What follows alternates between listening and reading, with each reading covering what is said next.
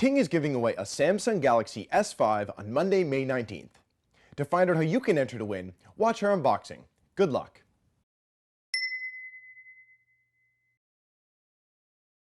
Hello and welcome to Ting's unboxing of the Samsung Galaxy S5. We'll quickly take a look at the cardboard shell. You'll just see some spec and feature info on the back, but I think we should just get into the good stuff. So I will open this up, and first we have the brand new Samsung Galaxy S5. I can't wait to tell you more about this awesome smartphone, but I think first we'll just take out everything that comes with the S5 inside the box. Just give me a sec to open this up. And first we have the quick start guide, which you don't need. Just give us a call or head to our help desk and we can help you out with everything you'll need. Next are the earbuds. These are Samsung's signature earbuds.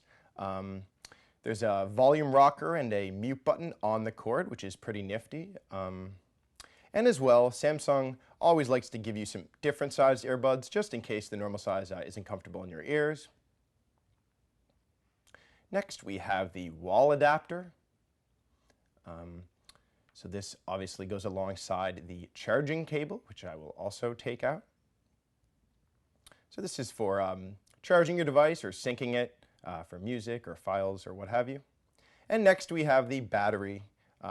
This is actually a 2800 milliamp battery, which will give you 21 hours of talk time, along with 16 hours standby. And that's really, really good for a smartphone of this caliber.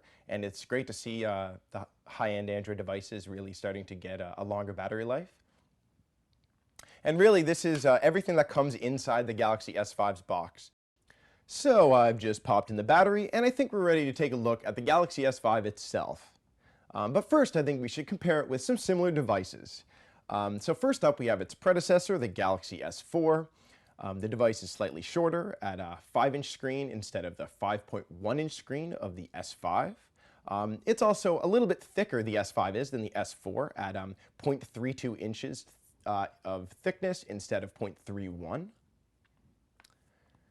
Next, I will grab the Google Nexus 5. The Nexus 5 actually has the same size screen as the Galaxy S4 at 5 inches, so it's just a little bit smaller than the S5. As you can see.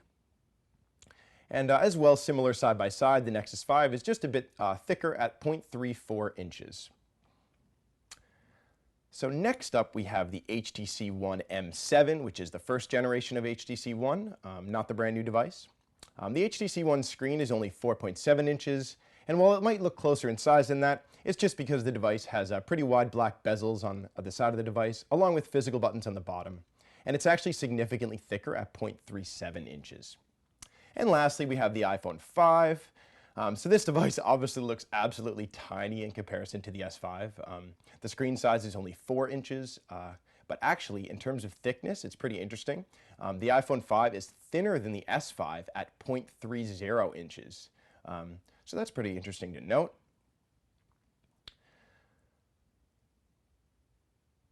So these devices are arranged largest to smallest, and hopefully this comparison will just give you a bit of a better understanding of how the physical size of the S5 matches up with some other heavy hitters on the Ting lineup. So as the device boots up, you can clearly see that it's powered by Android. I think we're first just going to take a look at some of the physical aspects of the device. On the bottom of the front, we have the home button, which is cleverly also the fingerprint scanner. At the top of the front is a 2.1 megapixel camera for video chatting and selfies. On the top of the device, we have a headphone jack, along with an IR button. And the very bottom holds the USB 3.0 port, which has a waterproof cover on top. It's pretty hard to open, so I'm actually going to use a SIM card ejector to help me out. But this really is one of the coolest features about the S5, and that's that it's fully waterproof for 30 minutes in up to 1 meter of water.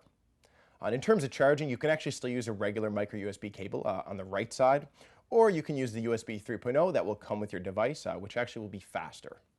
But obviously remember that before you teeter on the edge of a pool or head outside in a hurricane, make sure that bottom port is completely closed. The auxiliary port, however, does not need to be covered.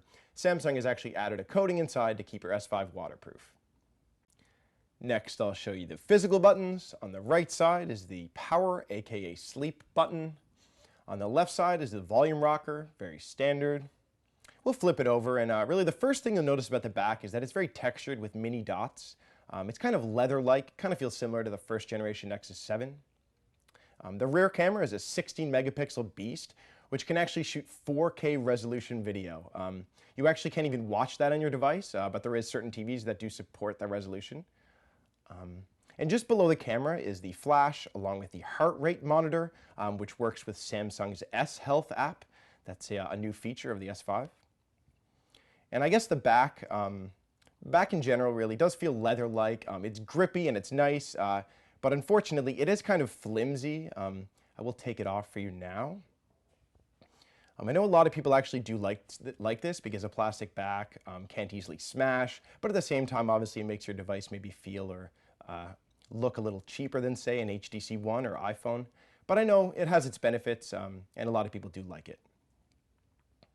And on the back of the device, on the inside, is the battery, and above that, the microSD card slot, which can fit up to an extra 128 gigabytes of storage. And that's about it. Like I said before, you just need to make sure to fully close the back of the device by clamping all the clips down, or else your device will not be waterproof. And I really think the overall design of the S5 is similar to the S4. In terms of physical appearance, the only real difference is the textured back, obviously alongside with it being fully waterproof, which is pretty cool. But yeah, that's about it. So the Galaxy S5 has booted up. The device's screen size, like I mentioned before, is 5.1 inches with a full 1080p resolution. And the screen actually also has local contrast technology display, which adapts to your current light settings, so that seems pretty neat. The S5 is running TouchWiz, which is an Android skin Samsung has developed. If you're familiar with any of the previous Galaxy devices, you'll notice that the skin then looked a lot more 3D than it does now, whereas it's a lot flatter, more like stock Android. And one interesting thing to me is the notification bar on the S5. So you'll normally see a few settings options, but if you actually tap that square button, you'll see a drop down of way more tools. And you can actually choose from a variety of buttons and add or remove whichever settings toggles you want to just by this active buttons and available buttons section. So you can drag and drop and add and remove whichever options and toggles you'd like. And as well, the settings menu looks a lot different than it did before. As you'll notice, these large icons.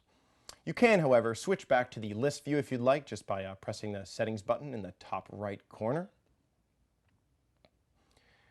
And something interesting is that if you swipe to the left, you'll see My Magazine, which was a popular feature from the Note 3, and they decided to bring to the S5.